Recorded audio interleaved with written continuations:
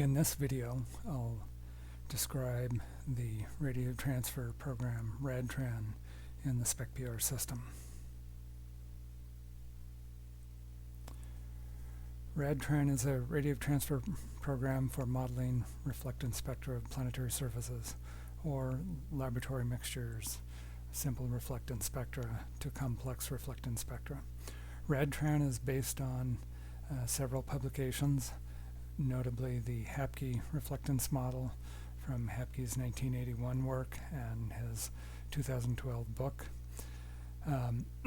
Clark and Rausch 1984 derived a number of new ideas, including mean optical path lengths and layered media.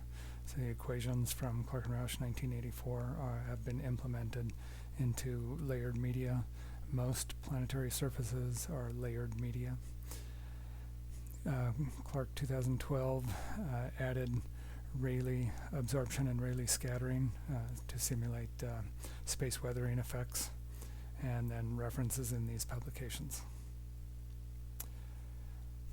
The spectral analysis system contains three main programs and numerous support programs. The main program is the spectrum processing routine, specpr. Specpr has all the core subroutines for all the systems for commanding and file I/O of spectra. Spectra for radiative transfer modeling need to be in the specpr binary format.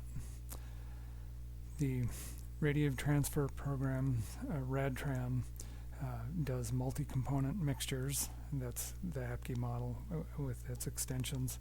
Subwavelength particles, including diffraction effects from Rayleigh absorption, Rayleigh scattering, embedded particles and embedded mixtures, Maxwell-Garnett and molecular mixtures.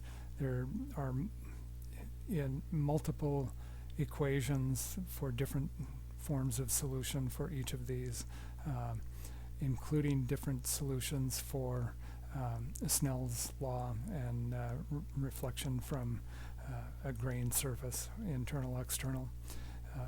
Snell's law in particular is only valid for non-absorbing media, but in real-world applications, strongly absorbing media, Snell's law breaks down, and so there are approximations to handle those situations. That's part of the Hapke model and presented in his 2012 book. The H functions in the radiative transfer solution, the Chandrasekhar H functions, have numerous proposed simplifications, but in Radtran we use Chandrasekhar's exact solutions with a two-dimensional table interpolation for improved accuracy. Radtran can also do coatings and layered regoliths, and can also do the inverse problem for a simple one-component mixture. If you have the reflectance spectrum and the index of refraction as a function of wavelength, you can invert the spectrum to absorption coefficient. Here's the basic Hapke model. W is the single scattering albedo, the backscatter function, the phase function of a single particle, and the all-important H functions. That's the basic Hapke equation. There's a lot of subtleties that go into this, and I won't get into the details, but this is the basic equation, which has proven pretty valid over a wide range of materials.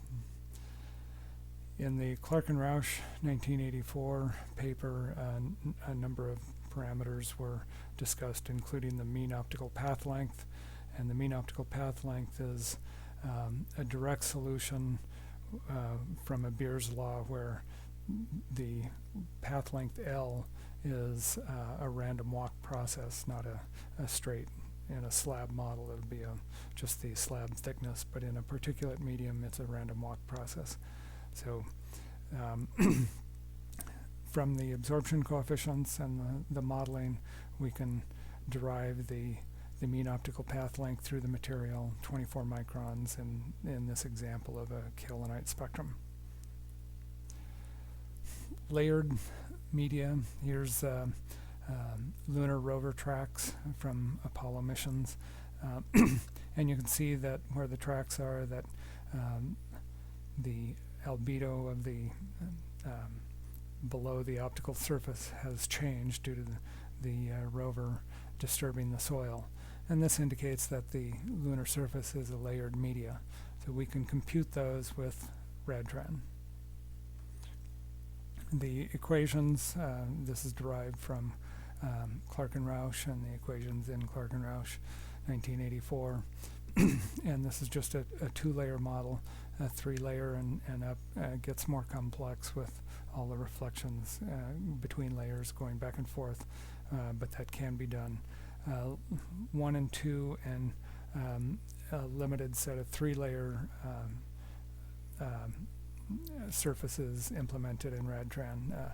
And in some cases, we may need to extend some of the equations. So we'll stress that Radtran is research code, so how far you can push it depends on what the implementation is, and we can improve that as needed. An example of a computed reflectance spectrum, here's the absorption coefficients for crystalline ice, and you can see it's a minimum in the visible, pretty high at the OH stretching vibrations at 3 microns, and it goes very high in the ultraviolet. These are overtones and combination bands of the stretching and bending mode at 6 microns. Here's 2 computed spectra, but it's not just the reflectance spectrum, it's the mean penetration depth into the surface. And you can see that if we go back to the absorption coefficient is minimum in the visible, pretty high at 3 microns in the UV, and intermediate in between. And that's what we see here. The penetration depth is very small in the UV. It's very small at 3 microns. And here, this is basically a flat line out here, so it wasn't plotted. The lesson here is that penetration depth is not dependent on wavelength as much as it is on the absorption coefficient. So for a highly absorbing grains, the penetration depth is less. And there's also a grain size dependence on penetration depth. And that's all computed by Radtran. In layered media, this is again ice spectra. The red line is 0.01 micron, 0.01 millimeter, which is 10 microns. And you see nice ice bands. This is kind of typical of what we see in ice bands on icy satellites and even very fine-grained snow on Earth. Although these absorption coefficients are for 120 Kelvin surface. And a large grain, the blue line, shows the absorption bands are stronger. But what we often observe on planetary surfaces is at the weaker ice absorption bands seem to indicate a very large grain size, half millimeter type grains, whereas the observed absorption bands at longer wavelengths indicate a fine grain. So what this indicates is there's the typical planetary surface is fine-grained on top with larger grains down below, and this solid black line illustrates one where at shorter wavelengths we're seeing deeper and seeing the large grains, and at longer wavelengths the surface scattering by fine particles is dominating. And that's the effects of a layered medium. Nanophase materials like nano iron produce Rayleigh absorption, and here's computed amounts of small amounts of nano iron embedded in the ice. And these kind of models have been extended for observing planetary surfaces. So here's the reflectance spectrum of Iapetus in the black line, and the red line is the fit using a iron hematite with nano iron and nano hematite in the surface. compared to the classical model is a carbon Tholen model, and the Tholen, you see the absorption band doesn't match at the right wavelength and has other effects in the visible that we don't observe. So Radtran has two modes. It has a command line interface using the specpr command line input routines, and the command line interface is useful for doing a quick one or few spectra computed, or you can build scripts and compute a few to many to hundreds or thousands of models. There's also a Java-based graphical user interface that can be customized. The Java needs to be customized for your particular set of wavelengths, so you have to edit the Java code and and compile it, and then it can compute spectra by using sliders. For example, here's nano iron, Tholen, nanohematite, H2O ice with embedded iron. So they're very complex mixtures. The values here are the min, max, and the value of the slider.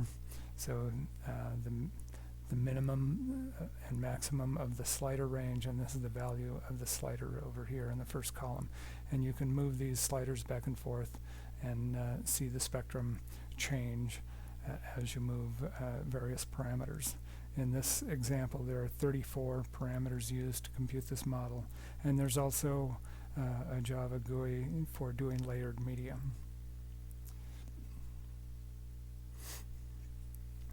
So Radtran is a pretty sophisticated radiative transfer model. It can compute very complex planetary surfaces, multi-layer, with space weathering effects. Scripts can be constructed to compute a range of models to bound a problem, or you can use the GUI to interactively explore a complex surface. The interactive GUI really teaches a lot about what's going on in reflectance spectra as you move the parameters. You see things that you may not have realized if you made a script to compute a series. At least I've learned a lot. And you can compute many tens of models per second and watch the computed spectrum change real time. So it really gives you a new feel for what is happening in a surface. And I want to stress again that Radtran is research code. Some parts are pretty solid and work over a large range of conditions, and other parts are still experimental. So when you want to do something new besides a simple computer reflectance spectrum, check with me and I can let you know the status, and if you need a more sophisticated algorithm, we can probably add that in. In the next videos, I'll show example Radtran using the command line, and in another video demonstrate the Java-based GUI.